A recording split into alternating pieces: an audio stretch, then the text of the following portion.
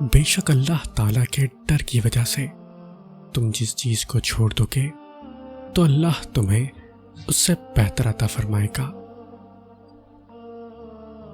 جہالت گہری نیند کی طرح ہوتی ہے، جگانے والوں پر غصہ آتا ہے۔ نماز بوجھ نہیں بلکہ آپ کے بوجھ کو ہلکا کرنے کے لیے ہے۔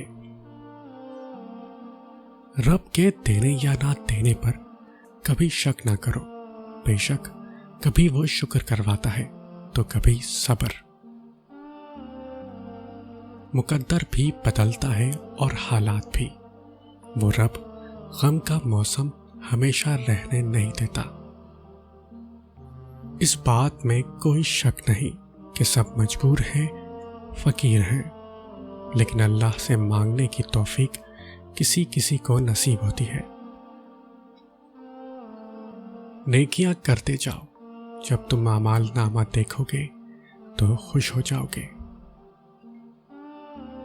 جب زندگی میں سب چیزیں الٹ پلٹ ہونے لگے تو سمجھو میرا رب انہیں نئے سرے سے ترتیب دے رہا ہے۔ دعا کرو، انتظار کرو اور دیکھو جو بھی وہ رب کرے گا بہترین ہوگا۔ خوشی کا تعاقب کرنے والا خوشی نہیں پا سکتا، یہ عطا ہے مالک کی، جو اس کی یاد اور مقرر کی ہوئی تقدیر پر راضی رہنے سے ملتی ہے۔ ہر رکاوٹ میں کوئی نہ کوئی بہتری چھپی ہے، جو ٹھوکر اللہ تک لے جائے وہ سزا نہیں ہوتی۔